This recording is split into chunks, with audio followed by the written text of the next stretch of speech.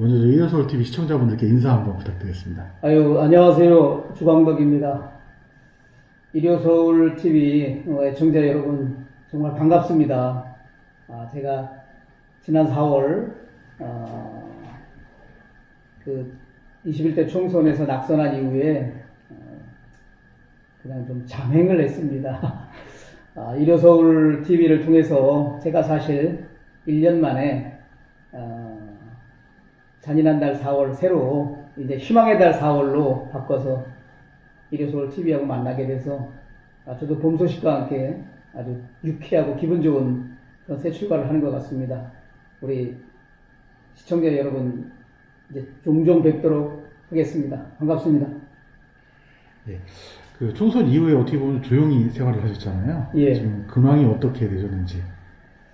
지금 그 로펌, 변호사 한 40여 명이 있는 중견 로펌에 고문 변호사로 이렇게 좀 일을 하고 있고요. 무엇보다 이제 전현직 국회의원이나 또 우리 사회의 각종 전문가들, 그리고 자영업 하시는 분들, 또 일반 근로자분들 만나면서 여러 가지 국민의 목소리를 좀 듣고 또 제가 부족한 그 전문적 분야에 대한 공부를 좀 하고 있고 또 시간 나는 대로 틈틈이 책을 보면서 보내다 보니까 특별히 의정활동을 하는 것도 아닌데 굉장히 바쁘게 하루하루를 보내고 있습니다. 시간이 이렇게 빨리 가는지 정말 제 자신이 놀랍습니다. 가끔 낙선하신 의원님들 뵈면 하나씩 여쭤보거든요. 예. 여의도에 계실 때가 편하신지 아니면 지금이 편하신지. 지금은 제가 자연인인 것 같습니다. 하고 싶은 것, 관심 있는 분야, 또 만나고 싶으신 분, 또 읽고 싶은 책, 제가 이렇게 선정을 해서 그냥 좋은 분들 만나고 또 현장의 목소리 들어보고 또 관련 서적 찾아보고 또 정리하고 때로는 새벽 기도도 가면서 제 자신을 한번 돌아보고 우리 사회에 대해서도 앞으로 제가 어떤 일을 할 수 있을까, 또 어떠한 준비를 해서 뭔가 우리 사회와 우리나라의 미래에 좀 보탬이 될 수 있는 사람이 될 수 있을까, 그런 고민을 좀 하고 있습니다. 특별히 그 패스트트랙 관련 변호 맡고 계신 걸로 알고 있는데, 예. 그 재판 지금 어떻게 진행되고 있나요?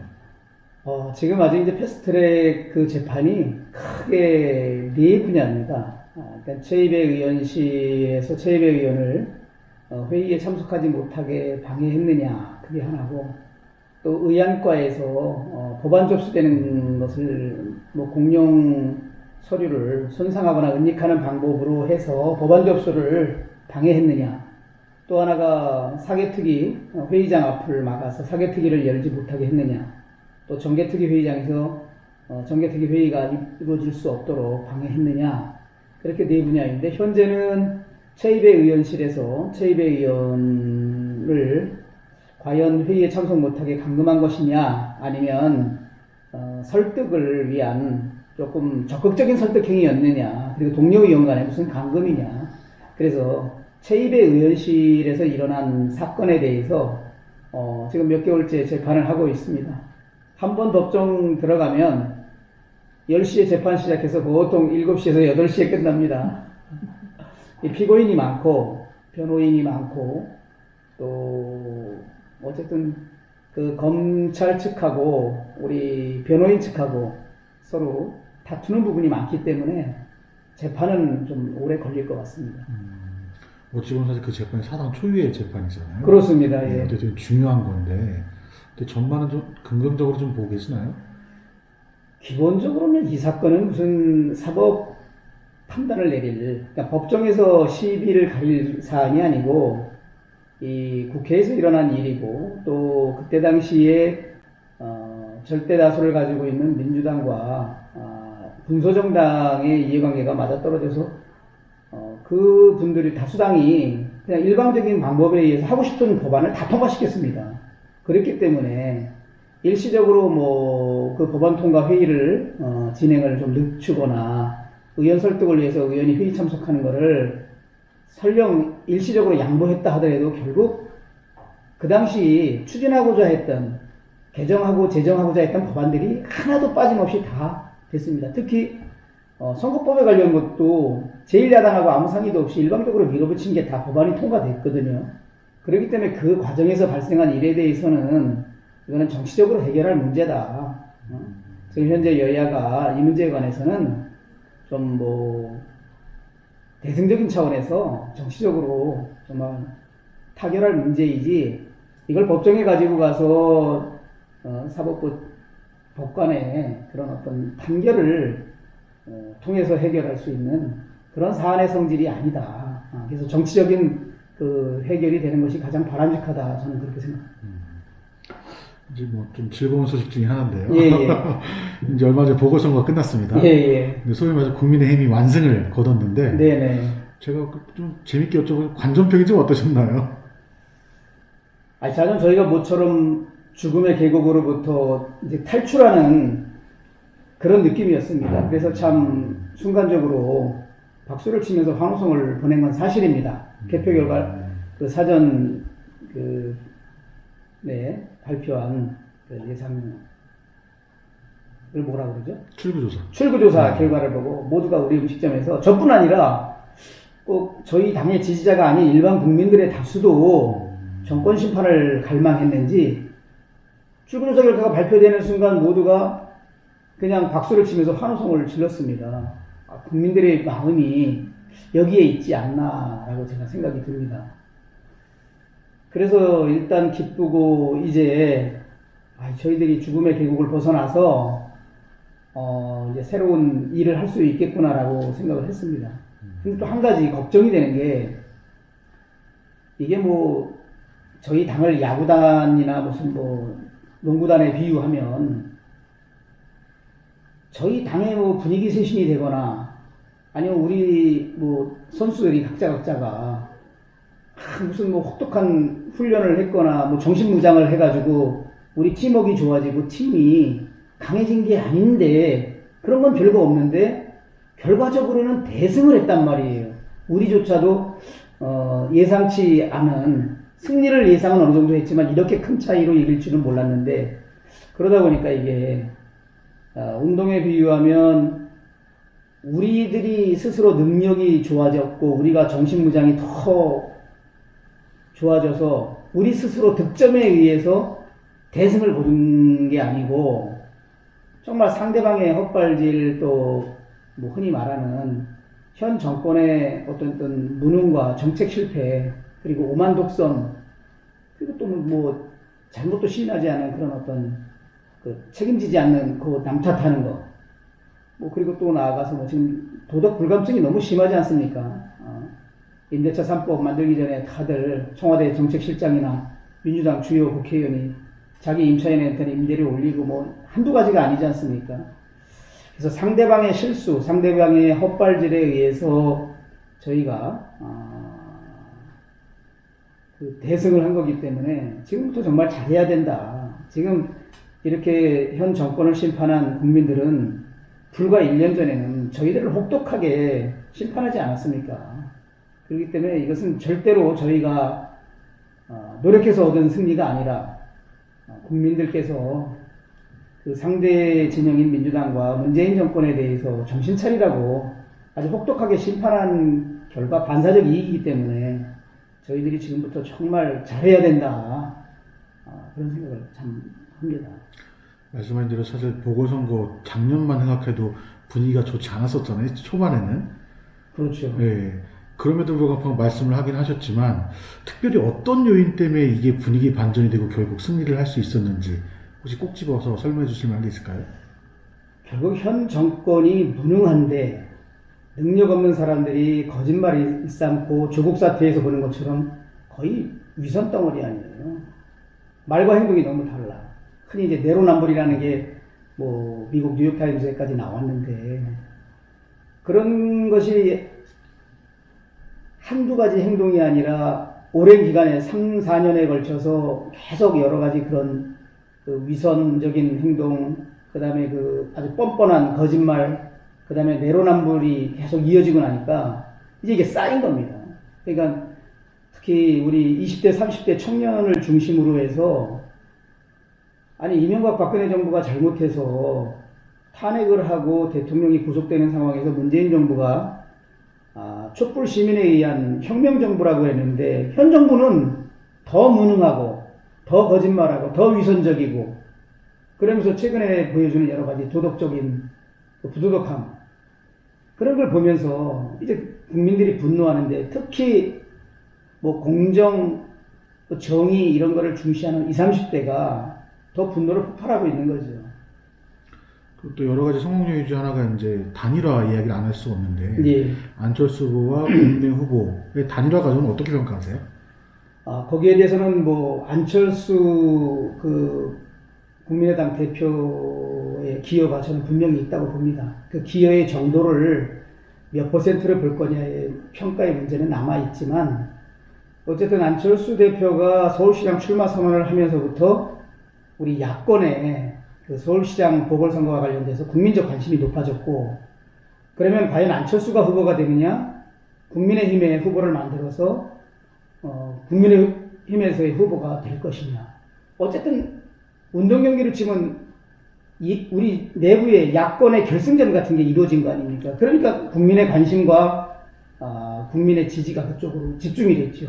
그런 상태에서 여러 가지 단일화 위기 상황에서도 안철수 오세훈이 한 발씩 물러나면서 거의 마지막 데드라인에서 극적인 타결을 하면서 단일화를 이뤄냈거든요. 그게 1차적인 이제 안철수의 기여고 2차적으로는 지금까지 단일화된 우리 국내 정치사에서 그 단일화의 진 후보가 정말 진정성을 가지고 두 팔 걷어붙이고 선거운동을 도운 일은 없거든요. 단일화까지만 했지.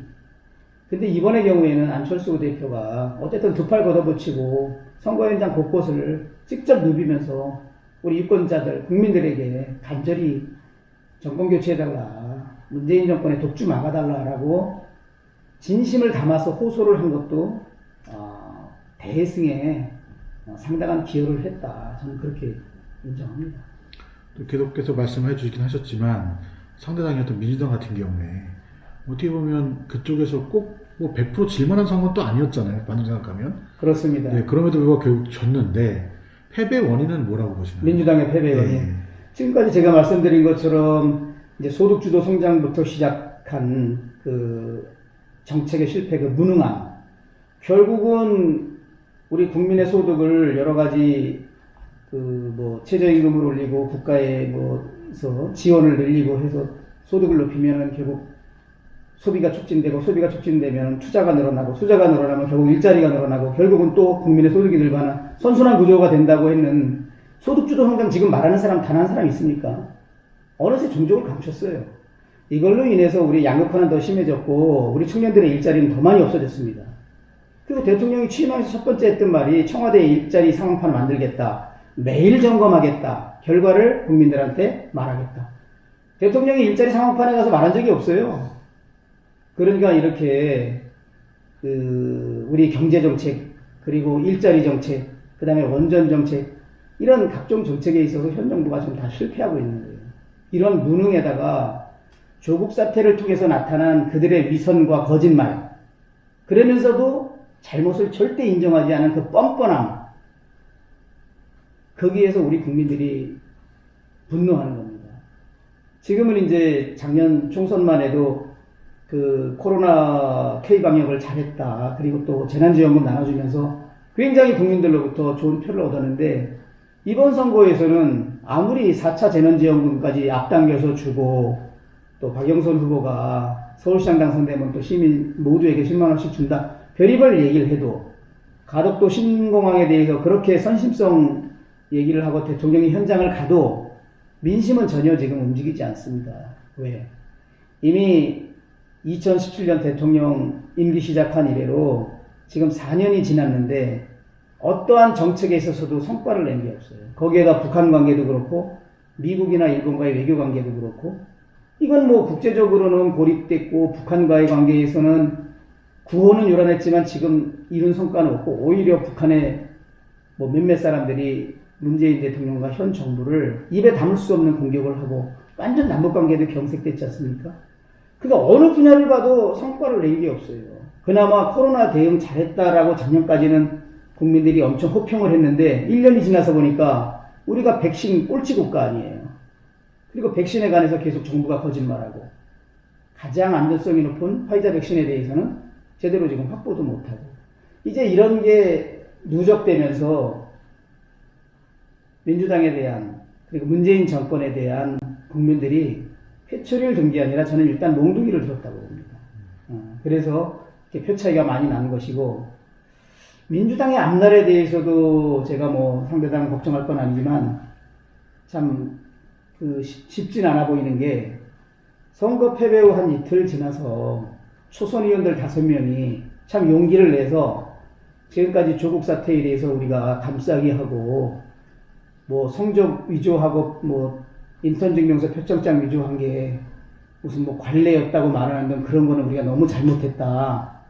그래서 반성을 했습니다. 그랬더니 하루 이틀 지나니까 뭐 친문 강경 지지층에서 뭐 초선 오적이니 뭐 초선의 난이니 뭐 배은망덕한 놈들 당장 쫓아내니 하니까 지금 초선들이 어떻게 변했냐면 불과 며칠 만에 저는 이 말을 듣고 사실 제 귀를 의심했습니다.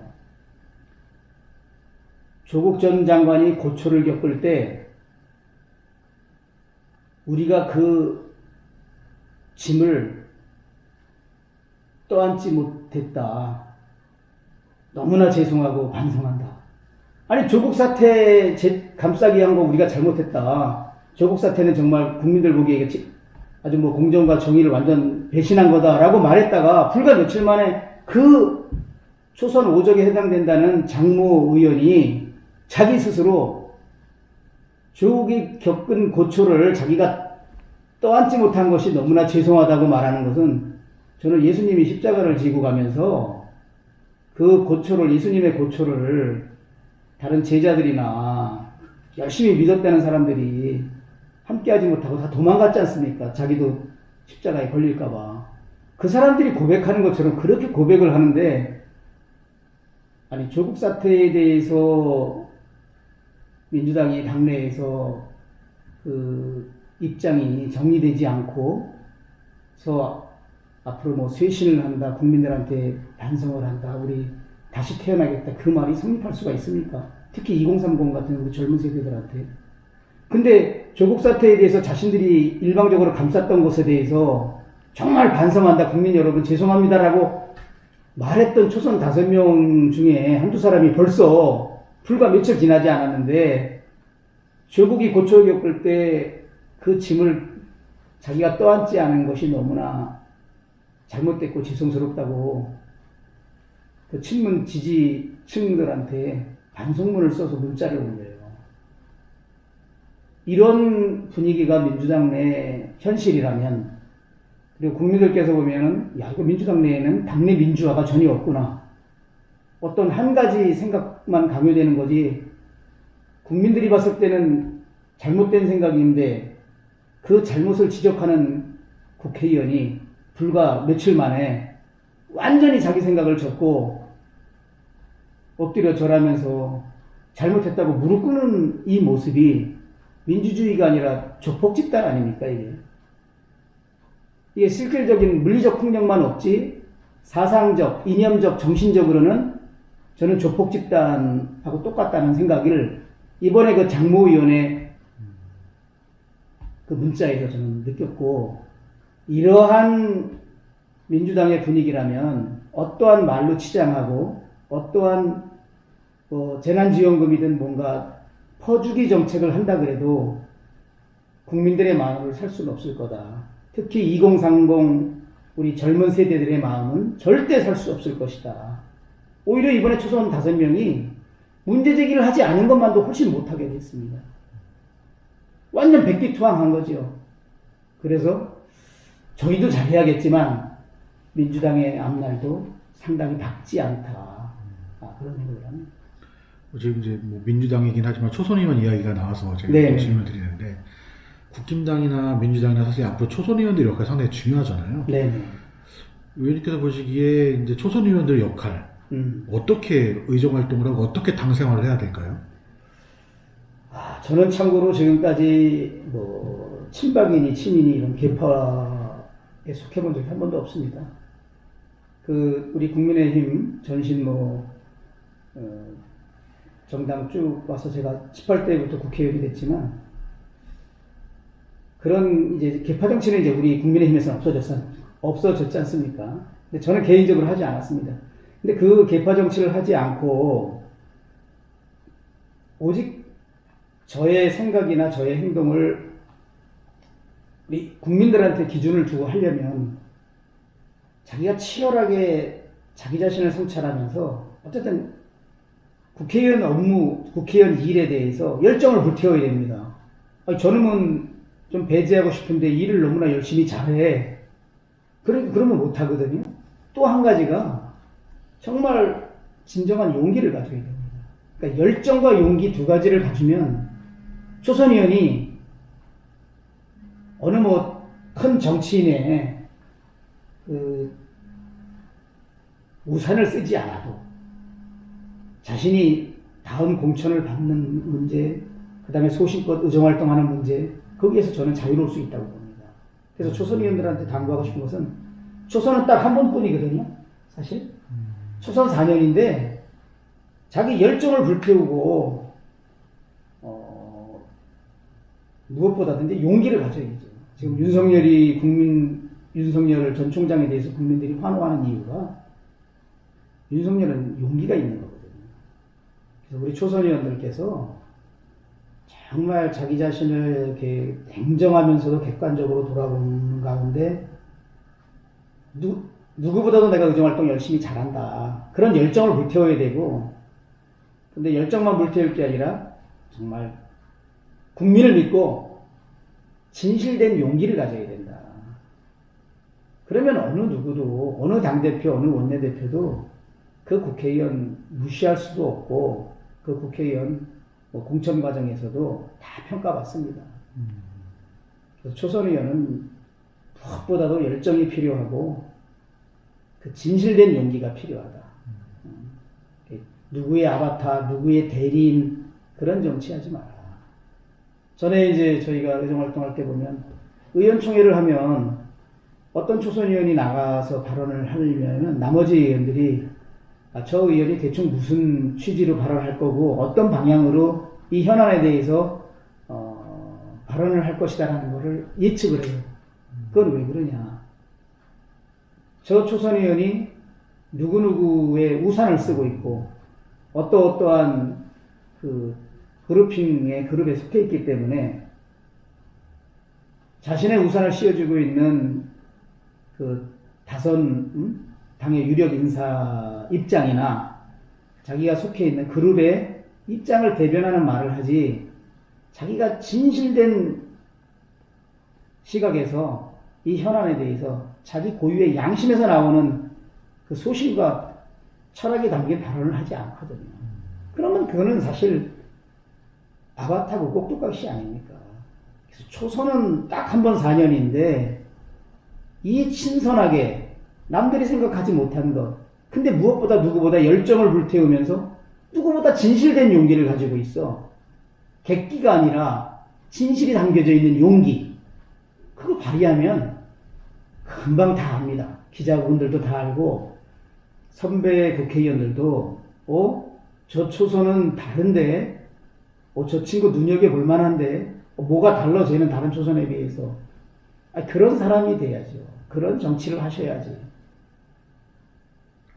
혹시 주변 의원분들이 그런 용기와 진실된 마음을 갖고 계셨던 분들 어떤 분들 계셨을까요? 저희가 이제 18대 때는 민본 20일이라는 그 쇄신파 모임을 만들어서 저희는 그때 한창 18대 국회가 우리 당이 다수당이었고 친이 친박이 첨예하게 대립하고 충돌할 때입니다.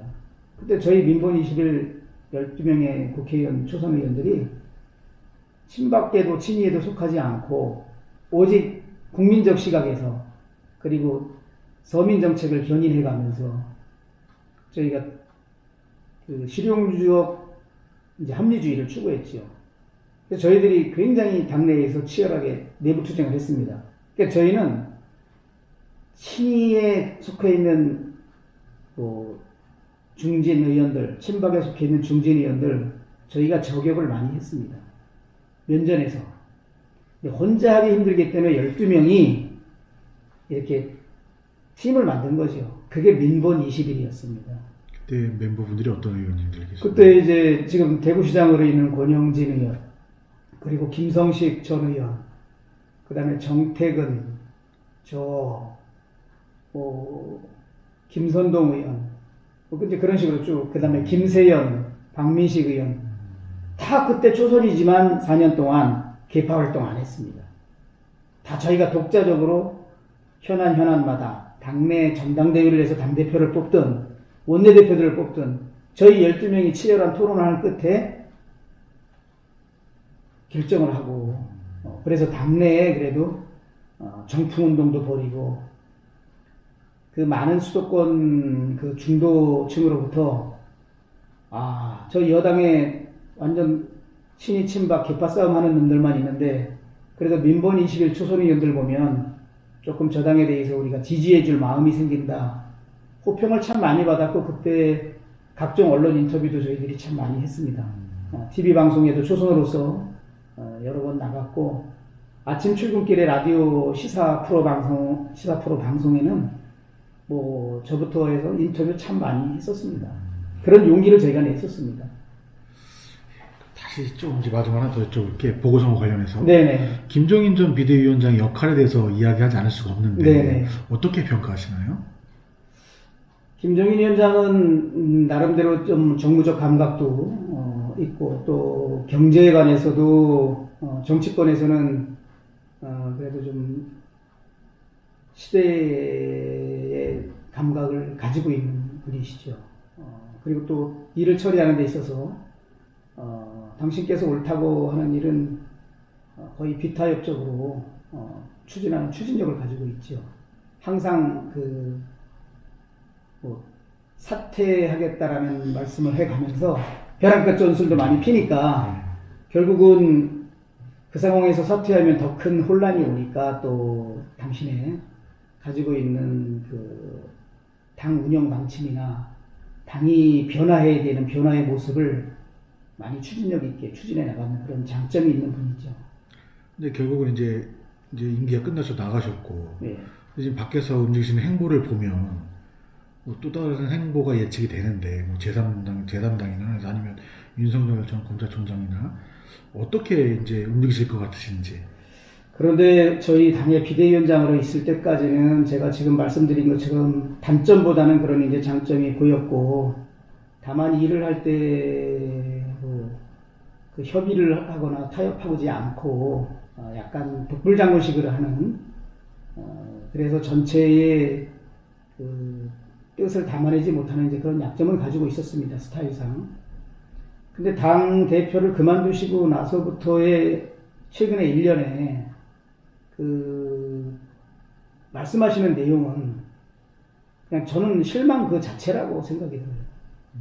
그러니까 우리 당을 떠난 대표에 대한 실망이 아니라 그래도 한국 정치사에 여야를 넘나들면서 정권 교체 시기에 아니면 대통령 선거나 이번처럼 중요한 재보궐선거 아니면은 또 어느 당이 완전 참패해서 허우적거릴 때 비대위원장을 맡아서 마치 죽어가는 사람 소생시키는 그런 어떤 특급 의사 같은 역할을 했거든요.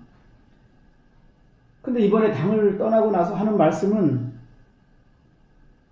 대한민국 정치사에 그래도 일정한 역할을 했고, 그러한 또 뭐 경제민주화 같은 것을 선도했던 그런 그 인정받는 사람으로서 하는 언행이라기에는 도저히 믿기지 않는 너무나 실망스러운 그런 모습을 보이시고 계세요.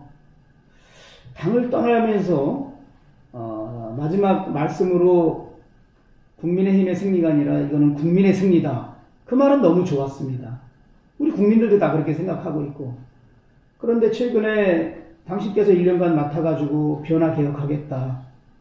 당을 변모시키겠다 해서 모든 정권을 주고 1년간 이렇게 당을 운영하셨는데, 나가자마자 저 당은 완전 아사리판이고 하는 등등 하면서 도저히 당대표를 맡아서 활동하실 때와 그만두고 나서의 그 말씀하시는 게 지금 극과 극의 온도 차이거든요. 그러면 당대표를 중도에라도 그만두셨어야죠.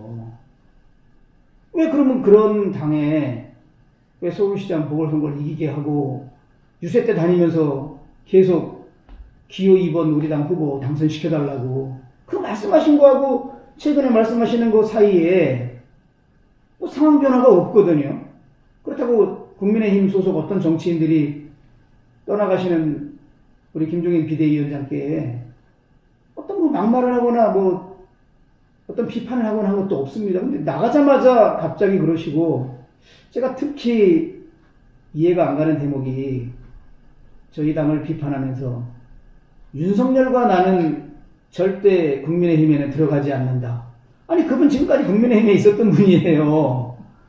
그리고 당신이 약속한 대로 1년 지나서 이제 당분간 쉬겠다 그러고 가셨는데 갑자기 거기에 윤석열과 자기가 뭔가 이미 논의를 한 것처럼 윤석열과 나는 하나의 공동 운명체로 언급하면서 하는 것은 매우 부적절하고 마치 윤석열에 대해 구애를 하는 건지 윤석열과 함께 앞으로 뭐를 할 테니까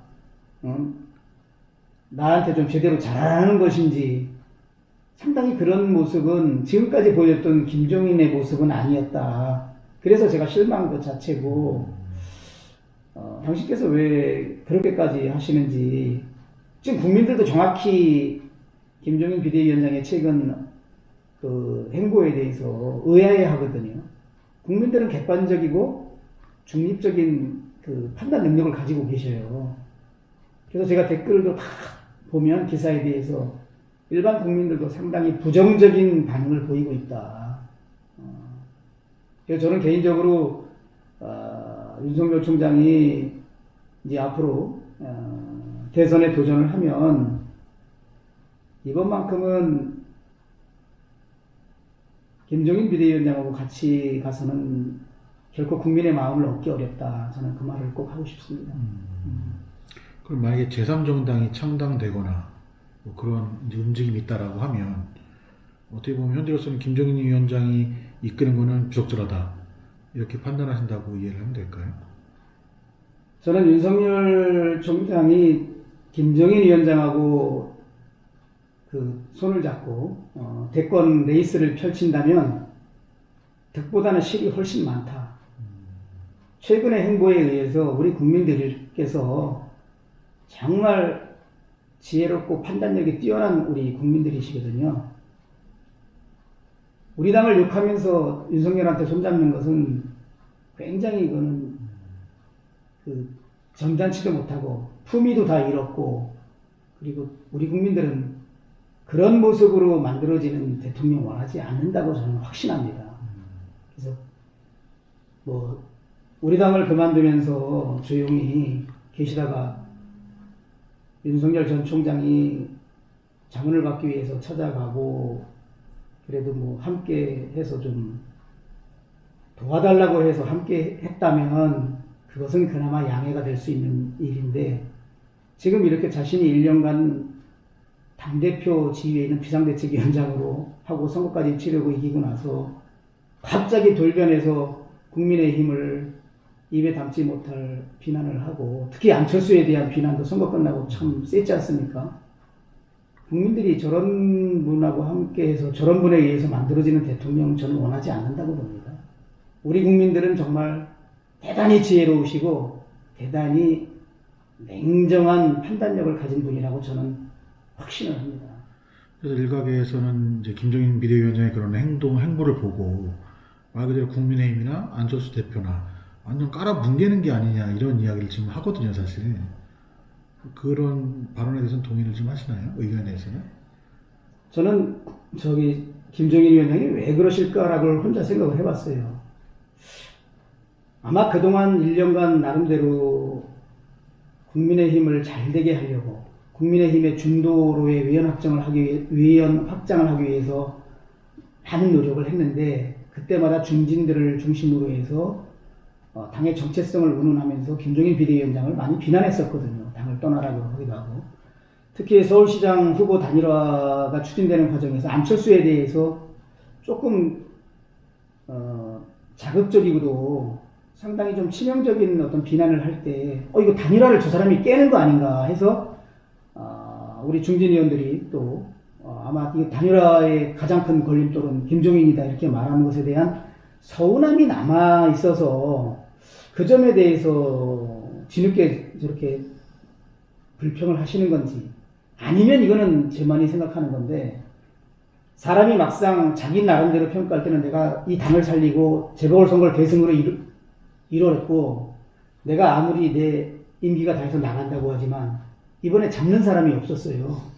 그러면 떠날 때 아이 무슨 소리냐 당을 이렇게 보궐선거 대승으로 이끌었고 당을 그동안에 그래도 일정 부분 변화시키고 이제 소생시켰으니까 더 계셔라 그러면서 막 붙잡는 모습을 우리 국민의힘이 보이지 않다 보니까 떠나고 나서 참 저놈들은 정도 의리도 없는 놈들이다 이런 서운함이 있어가지고 그러는 건 아닌가 내가 개인적으로 그거까지 내가 추측을 해봐요.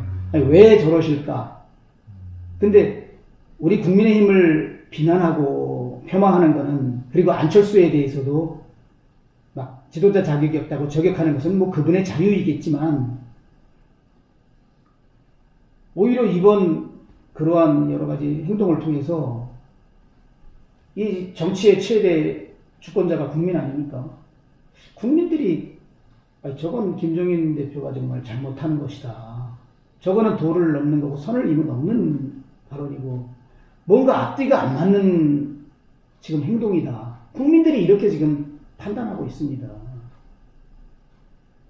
그렇기 때문에 김종인 위원장도 좀 사람이 물러나면 한동안 조용히 있는 게 상식 아닙니까? 너무 빨리 연일 정치 화제의 최일선에 나와요.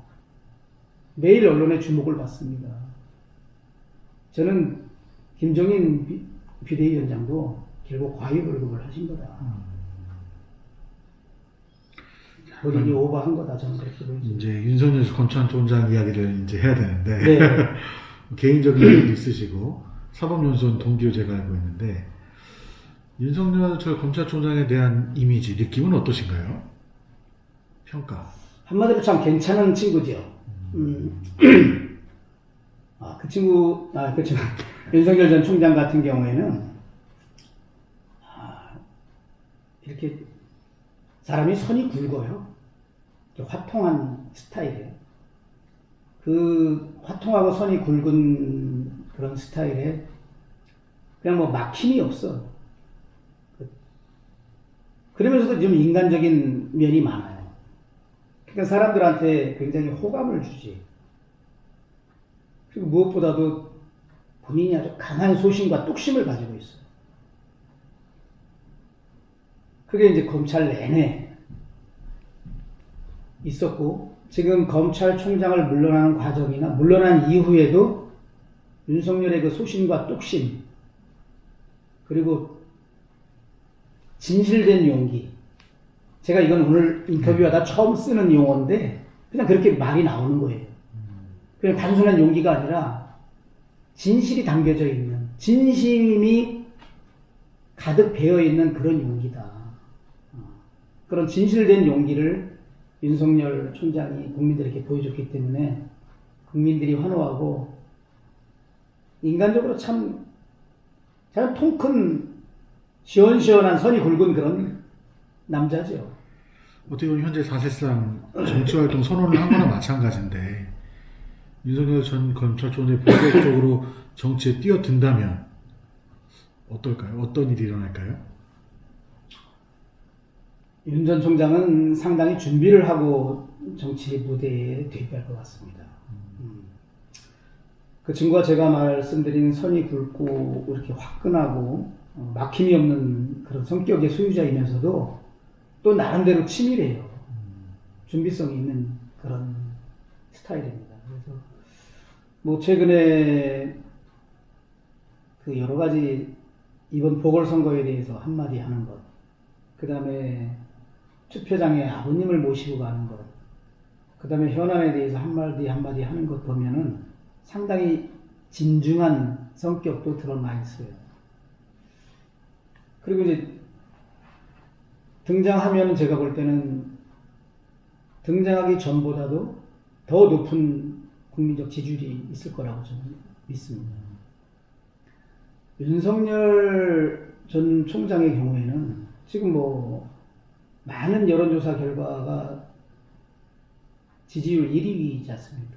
근데 윤석열이가 지금까지 뭐 정치 행보를 구체적으로 했습니까? 아니면 정치적 메시지를 날렸습니까? 아니면 정치인들하고 이렇게 그룹을 만들어서 어디 뭐 북한산을 올라가거나 뭐 기자들하고 무슨 기자간담회를 하거나 그런 것도 한 번도 없지 않습니까? 그런데 지지율 1위. 그 우리 근대 최근 역사에서 보기 어려운 아마 처음 일어나는 장면일 겁니다.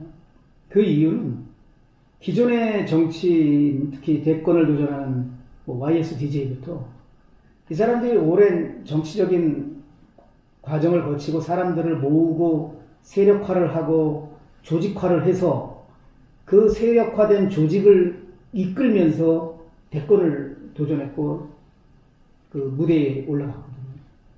근데 윤석열은 그런 과정이 전혀 없는데도 지지율이 압도적으로 1위다. 그러면 윤석열의 지지 세력은 누구겠어요?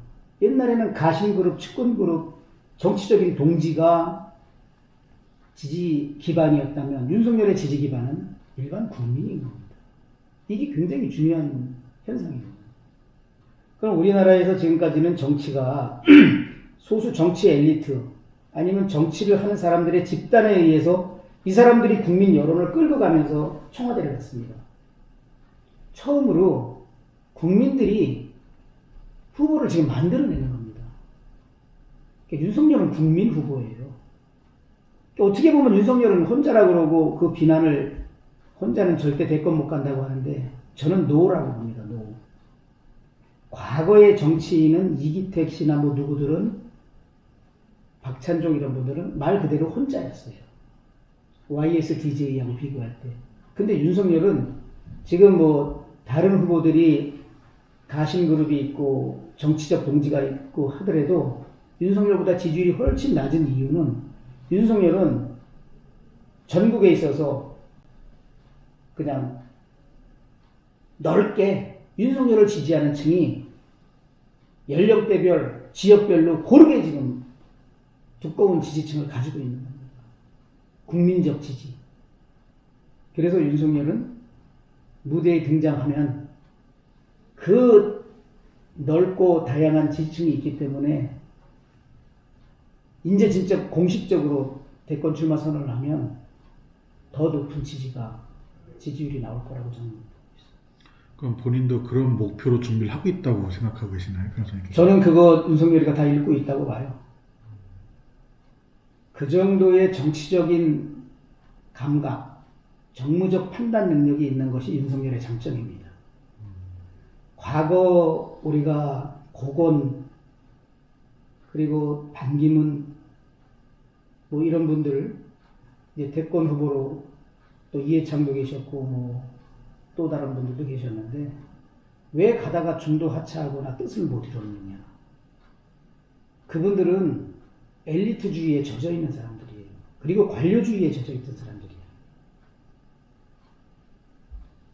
초등학교, 중학교, 대학교까지 거의 1등을 놓치지 않고 모범생으로 살다가 행정고시, 사법고시, 뭐 외무고시 합격해가지고 그 관료 사회에서도 늘 선두를 놓치지 않는 사람이에요.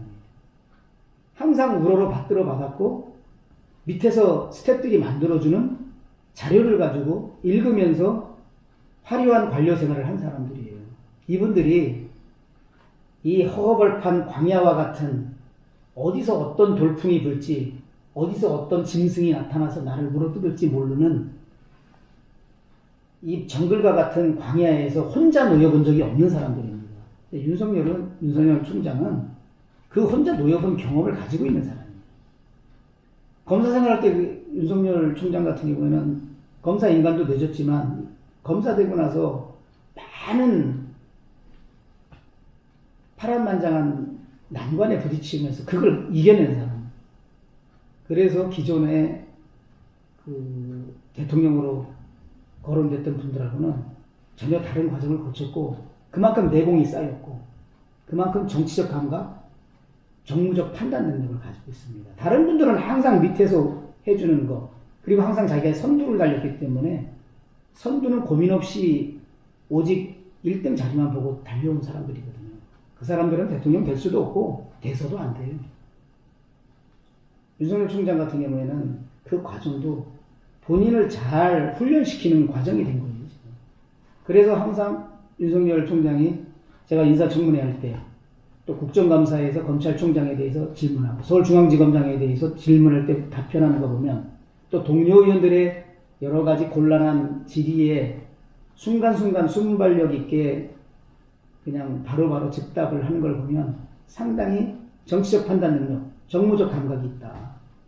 그래서 윤석열은 어록을 많이 만들잖아요. 준비되지 않은 상태에서도.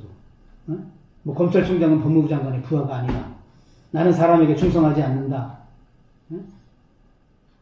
뭐 등등 해가지고 근데 그 윤석열 전 총장이 그 사전에 미리 다 준비해가지고 계획가지고 그 말 만들었겠습니까? 그거 아니거든요. 그러니까 본인이 그동안에 무수한 어려움을 겪으면서 그 난관 뛰어넘으면서 내공이 쌓였고 원래 다방면에 또 관심도 많고 많은 사람들과 대화를 많이 하는 스타일의 그런 사람이다 보니까 이제 자연적으로 이 보편적인 내공이 잘 쌓여 있는 거예요. 그래서 무대에 올라갔을 때 대선 출마 선언을 한 이후에 얼마나 많은 예상치 않은 질문들이 나올 거며 얼마나 많은 또 악재가 본인한테 또 터지겠습니까? 그때마다 후보는 정말 시기를 놓치지 않고 가급적이면 신속하게 그 악재에 대해서 그 현안에 대해서 답을 해야 되는데 그런 면에 있어서는 윤석열 총장이 기존의 정치권에서 정치 한 15년 한 사람 못지않게 저는 잘 할 거라고 그렇게 믿고 있습니다. 이제 남은 게 대선까지 1년이 좀 안 남았는데. 그렇죠. 예, 사실 방금 말씀하신 대로 어떻게 보면 이제 대선 출마 선언 뭐 기정사실이라고 본다는 전제하에 본다면 또 여러 가지 고민에 대한 사항들이 많잖아요. 네. 본인이 몸담아야 될 정당을 만들든 네. 아니면 들어가든 네. 어떻게 보면 사실 그게 가장 큰 일 중에 하나인데 예. 과연 어떤 선택을 할까요? 예상을 해본다면.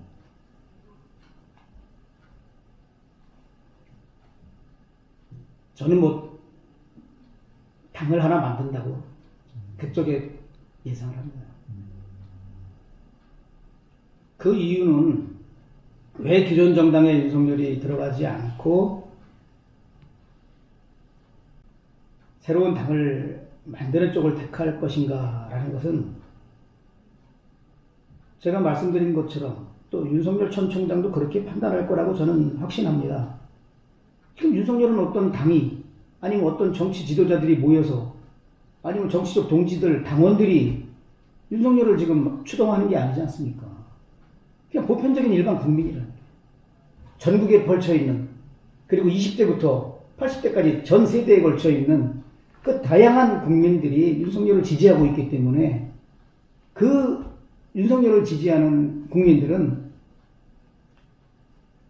지금 국민의힘에도 이명박 박근혜 때 많이 실망했고 현재 문재인 정권 4년 들어와서 엄청 실망을 하고 있는 분노하게까지 가까운 지금 국민들입니다. 그럼 이분들이 윤석열이가 이 당에 들어가길 원합니까? 이 당에 들어가길 원합니까?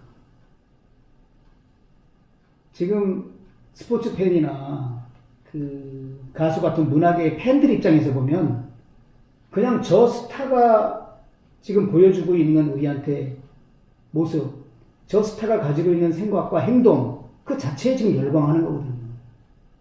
근데 이 사람이 다른 데 어디 가면은 그게 다 퇴색되고 후보는 마음에 들지만 저 당이 자기가 마음에 안 들기 때문에 지지가 반감될 확률이 크거나 지지를 철회할 확률도 있습니다. 이런 판단을 저는 윤석열이나 윤석열 측근들이 하고 있다고 보고 나에 대해서 열광하는 팬들이 내가 어떤 형태로 무대에 올라가기를 원하냐, 내가 어떤 진영을 꾸며가지고 대선을 치르고 청와대에 가기를 원하는가? 그거를 심도 있게 저는 고민할 거라고 봅니다. 그러면 이것은 국민의힘도 아니고 민주당도 아닌 국민들이 지금 윤석열을 지지하고 있거든요.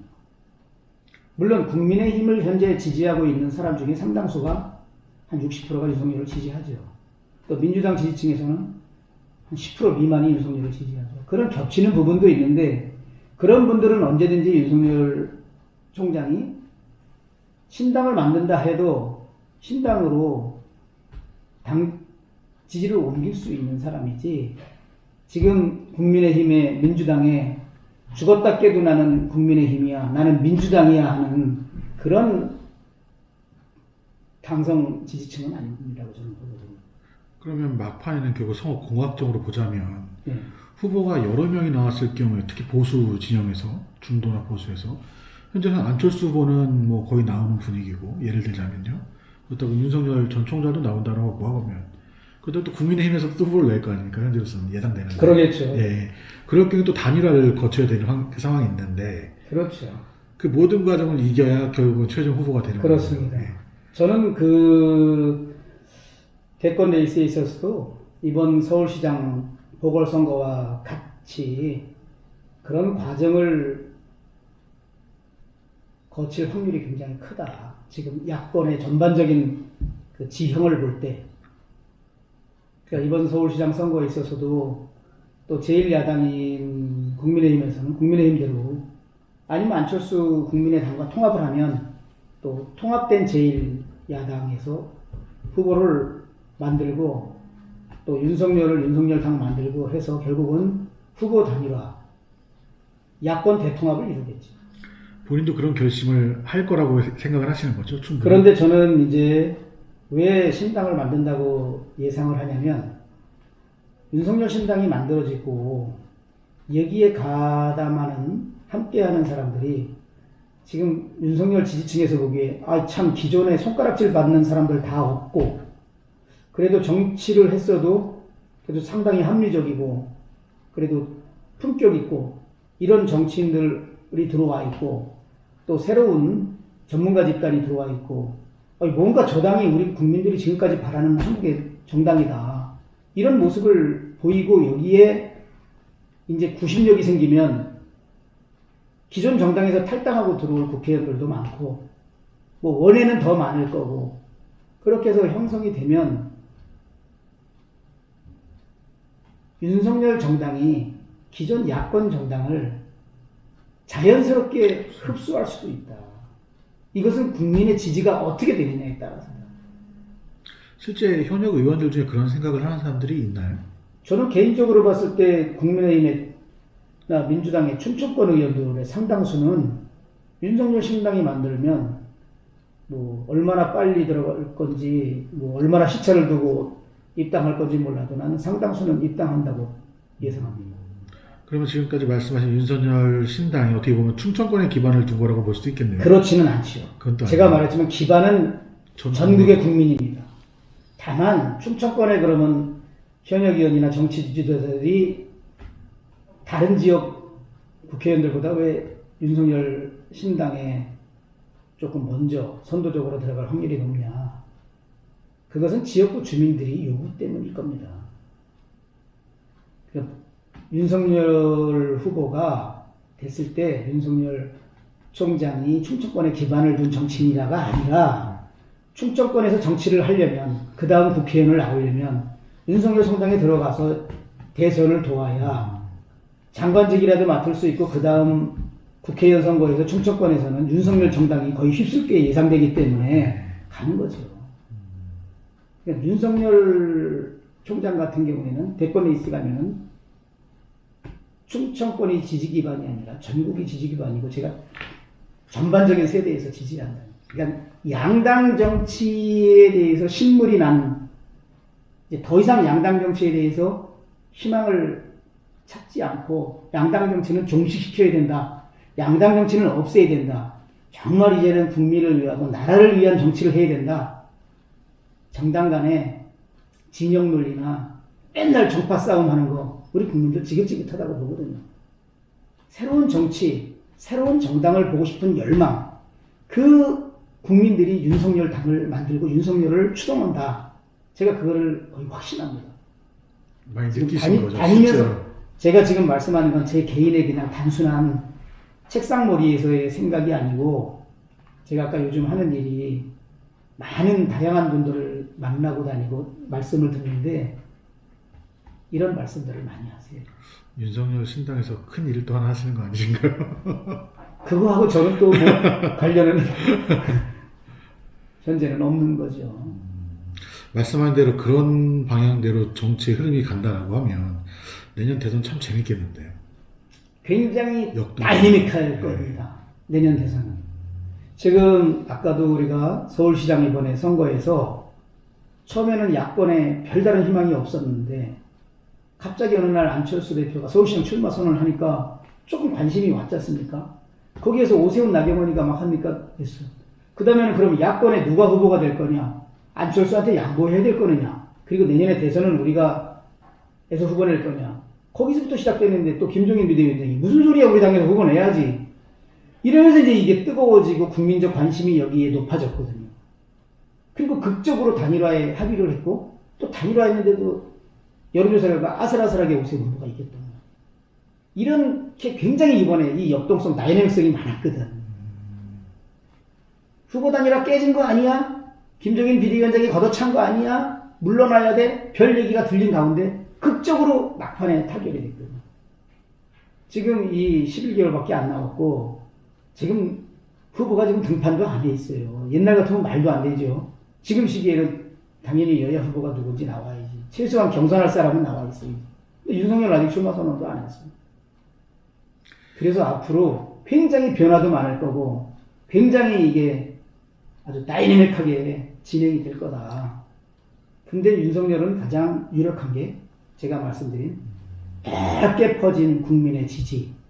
근데 이 국민들은 정보가 많은 분들이에요. 그리고 SNS로 소통을 하는 능력이 있는 사람들이에요. 다 자기들이 1인 권력자라고 생각하는지. 우리가 SNS나 등을 통해서 힘을 합치면 대통령 우리가 만들 수 있다라고 믿는 1인 권력 시대에 사는 SNS에 능하면서 정보가 장관님만큼 많이 가지고 있는, 그래서 정보가 평등한 이런 사람들이에요. 이분들이 계속 예의주시하면서 우리나라의 미래, 우리 국민의 민생과 행복을 위해서 진짜 이명박 박근혜에 실망하고 문재인에 실망한 사람들이 다음은 어떤 사람을 우리가 대통령으로 만들어야 우리나라가 발전하고 우리 국민이 행복한가? 이제는 우리가 나서야 된다. 뭉쳐야 된다. 이게 보이지 않게 있어요. 그렇기 때문에 윤석열에는 중간에 힘이 지지율이 떨어지고 중도에 포기할 거다 이런 여론조사가 더 높이 나오는데 저는 노우라고 봅니다.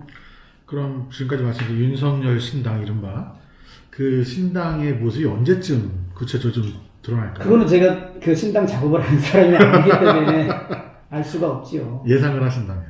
그래서 시기적으로 지금 금태섭 의원이 내일 김종인 비대위원장을 만나서 회동을 하고, 금태섭은 이미 신당을 창당하겠다고 선언을 한 사람입니다. 나는 금태섭 의원하고 같이 또 검사 생활을 같이 초임을 같은 검찰청에서 1년 차이를 두고 했어요. 또 국회에서도 같이 법사위 하면서 서로 당은 다르지만 그냥 똑같은 소통을 했어요. 서로 공감대가 완전히 형성된. 금태섭 의원도 거의 저 같은 생각을 하지 않을까. 그래서 윤석열 총장이 직접 자신의 손으로 창당하기에는 여러 가지 부담도 많고 어려움이 많으니까 국회의원도 했었고 또 이번 서울시장 선거 등에서 그래도 국민들한테 좋은 호감을 좀 받았던 금태섭 의원이 자신이 먼저 그 윤석열 우리 자리를 틀 수 있는 그런 정당을 미리 구축하는 거 아닌가, 구축해 주는 거 아닌가. 예상을 그렇게 하고 계십니다. 예, 제 예상입니다, 전적으로. 금태섭 전 의원하고 윤석열 검찰총장하고도 좀 연이 있나요? 금태섭 의원이 윤석열 총장이나 저보다 이제 1년 후배 검사입니다. 제가 서울 동부지검에서 취임했는데 94년도에. 95년도에 금태섭 의원이 1년 후에 같은 청에 취임으로 왔었고, 윤석열 총장하고도 이제 이래저래 뭐 인연이 있을 거고.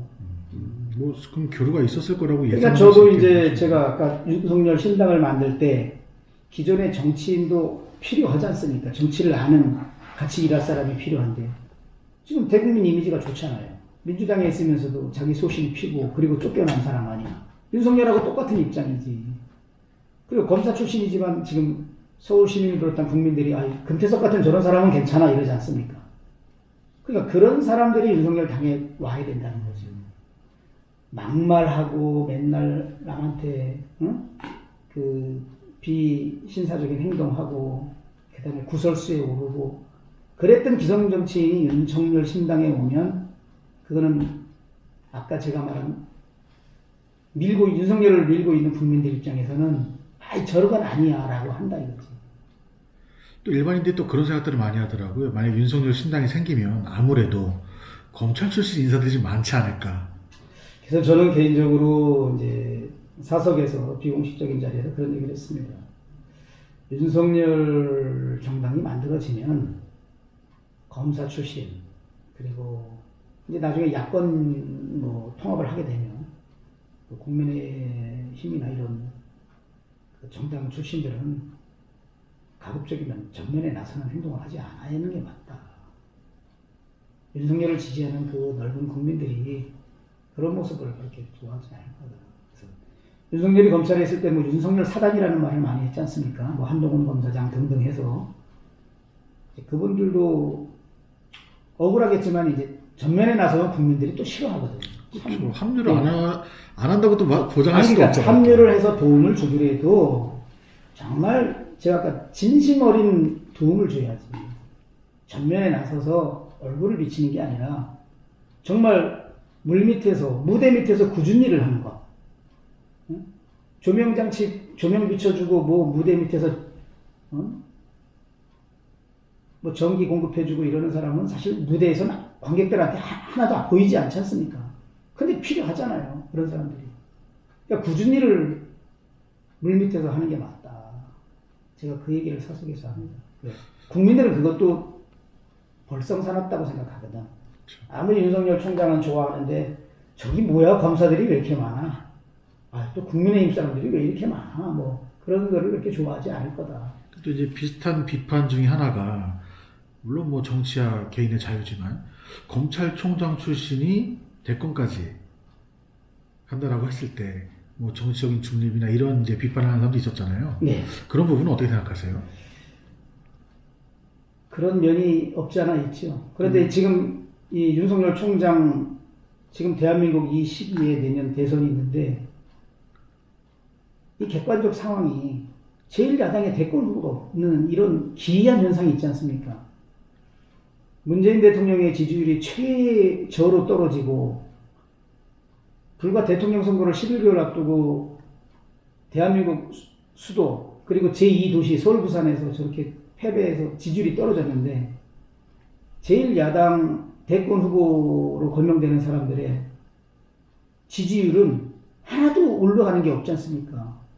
그러니까 지금 이거는 특이한 현상이죠. 그리고 윤석열 총장이 대통령 하고 싶어서 하는 게 아니잖아요. 아까 제가 말씀드린 열화와 같은 국민들이 지금 윤석열이 해야 된다라고 주권자들께서 그러시는 거예요. 소위 말하는 명분은 있다 이 말씀이죠. 그렇죠. 이 특수 상황에서 국민들이 지금 주인인 국민이 윤석열이 대선 나와가지고 저 양당 정치 없애고 참 공정하고 정의로운 나라 만드는 줄 알았더니 저 문재인 정부 운영하는 사람들 다 엉터리다. 다 거짓말쟁이고 위선덩어리다. 저거 정리해달라. 근데 당신밖에 없다. 윤석열 총장 당신밖에 없다. 검찰총장의 정치적 중립성 뭐 이런 걸보다 더 절박한 우리 국가의 과제가 있다. 그래서 당신을 끌어들이는 거다. 그러니까 이게 정치 그룹에서 끌어들이거나 본인이 하겠다고 하면은 이건 아주 잘못된 거예요. 그러니까 상황에 따라서 다르다는 거죠. 어찌 보면 그 말씀은 결국은 이제 대권 도전 선언이나 이런 것들 보면은 최대한 그 분위기가 물을 읽었을 때 등장을 하시겠네요. 타이밍상으로는 먼저 나서기보다는. 윤석열 전 총장이 그런 뭐 자신의 정치적인 뭐 유불리에 따라서 그런 시기를 결정하고 그럴 스타일은 아니에요. 그런 점이 윤석열이가 좋은 점이죠.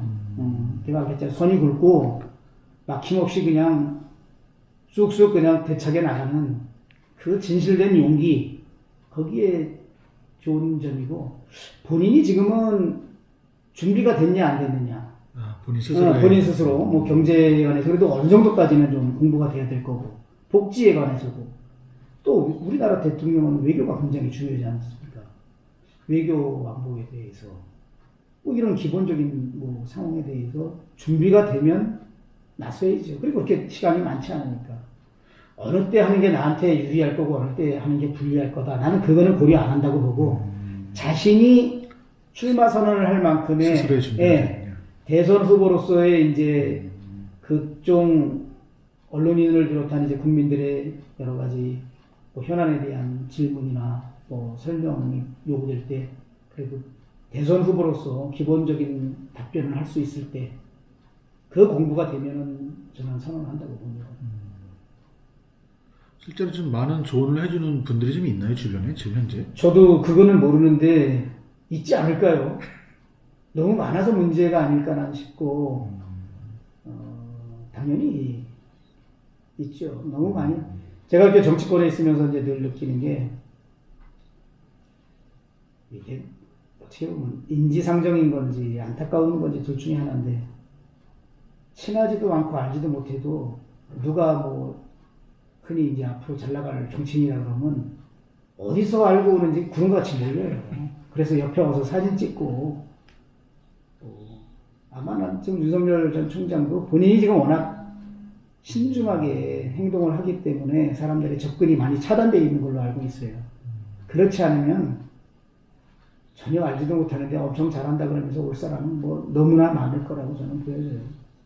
그래서 뭐 조언하는 그룹은 충분히 많다. 왜? 현 정부의 실망이 크기 때문에 그거에 대한 제대로 된 대안 인물을 찾고자 하는 열망이 있어서 각종 분야의 전문가들이 다 이미 접촉하고 있거나 윤석열하고 접촉하기 위해서 스탠바이가 돼 있을 거로 저는 예상합니다.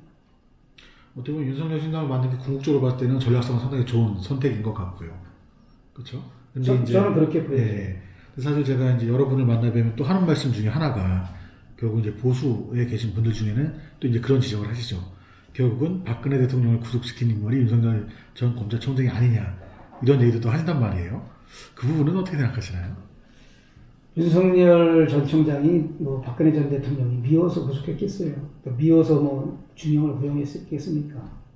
그런 일이 터지니까 이 수사권을 가지고 있고 대한민국 수사의 총괄 책임자로서 뭐 진짜 말 그대로 증거 나오는 대로 법에 따라서 할 수밖에 없는 게 본인의 당시의 역할 아니었겠나.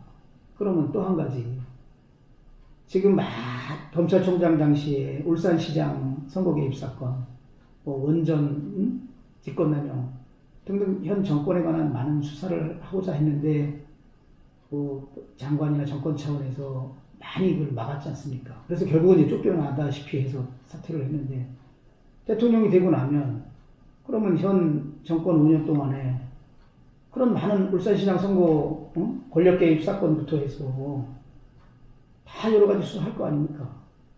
그럼 그때는 또 증거 나오는 대로 문재인 정부의 주요 인사들에 대해서도 똑같은 원칙과 기준으로 수사하고 사법 처리할 수밖에 없는 건데. 그러니까 저도 검사를 했지만 검사의 운명이라는 게 그 누구하고 무슨 사적인 감정이 있어서 합니까? 사건이 발생을 했고 수사를 하고 증거를 찾다 보니까 이게 나오니까 그 증거법과 형사소송법에 따라서 그 뭐 기소하고 또 거기에 맞는 구형을 할 수밖에 없는 거 아닌가. 그 직책에 의해서 한 일을 마치 윤석열이는 뭐 박근혜 전 대통령을 마치 사적 감정에 의해서 뭐 처단한 것처럼 아니면 정치적인 관점에서 말하자면 박근혜 대통령을 엄벌함으로써 문재인 대통령으로부터 뭐 검찰 내에서 총장 되기 위해서 정치검사의 역할을 한 것처럼 하는 것은 저는 뭐 적절하지 않다. 안타깝긴 하지요. 그렇지만 대통령 돼서도 또 다른 불법, 또 다른 비리가 드러나면 말 그대로 윤석열은 지휘고하를 막론하고 대통령을 했던 분이든 장관을 했던 분이든 공충이 했던 분이든 증거에 의해서 불법과 비리가 나오면 똑같이 엄정하게 수사하고 법적 처리를 할 거로 저는 확신을 합니다. 만약에 당선되시면 피바람이 불리는데요. 아니, 그꼭 피바람이 분다고 볼 수도 없죠. 왜 기자님도 그렇게 단정을 하실 게 아니라 네. 어느 누구든지 죄가 없으면 처벌 못 하지 않습니까?